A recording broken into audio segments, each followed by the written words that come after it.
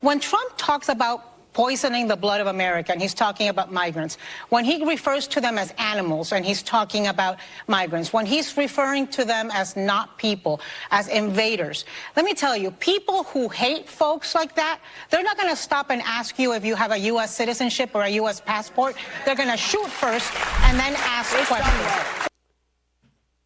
Okay, first off, welcome back to the program. Dana Loesch with you, bottom of this first hour. Kane, go ahead and set the tone right now. On a scale of 1 to 10, how mean do you want me to be right now?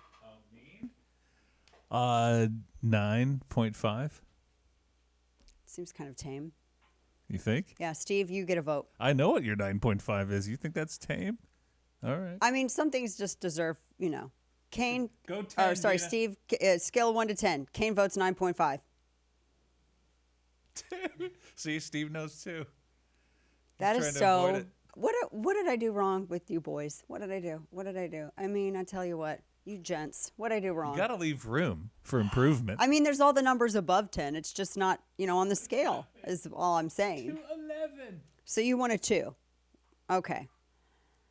Let's put it like this. So first off, that was, what's her face? The chick that's on The View that used to be Republican until she realized that no one cared about any of her opinions, and she couldn't get any traction at all whatsoever. And then she got a guest gig on The View, and then she lobbied extensively to get hired full time there. And then she married this guy who used to run CPAC, and then she realized how celebrity adjacent, you know, she formalized that union, all this would be. And so she's been just like, her Instagram is, I haven't seen it. I just saw an article on Daily Mail one day who I hate. I hate Daily Mail.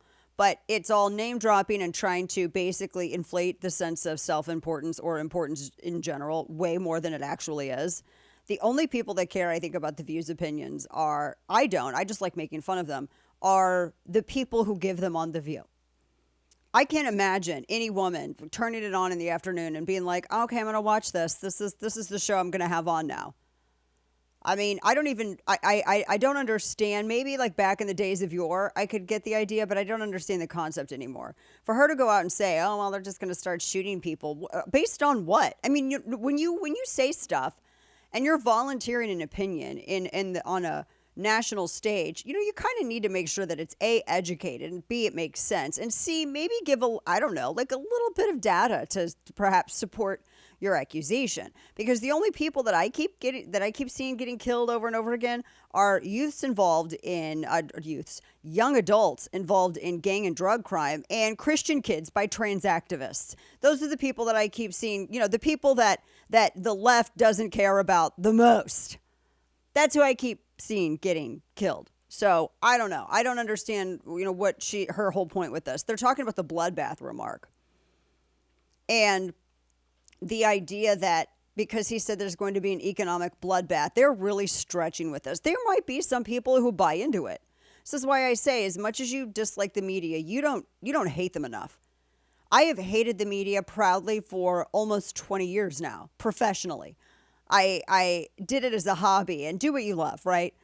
Just absolutely cannot stand the media. Cannot stand them. I actually got started in editorial writing by creating an anonymous website that just absolutely criticized and destroyed and ridiculed all the editorial writers in arts and entertainment in my hometown of St. Louis. And interestingly enough, I ran it out of a basement of an abandoned building on Washington Avenue. I have stories. Those are the days. But anyway, I digress. The point of this is they're trying to convince low info voters that Trump is talking about killing everyone if he doesn't get reelected. And then you have this from what's her face, this other chick. Yeah, whatever. Audio soundbite 7. This chick.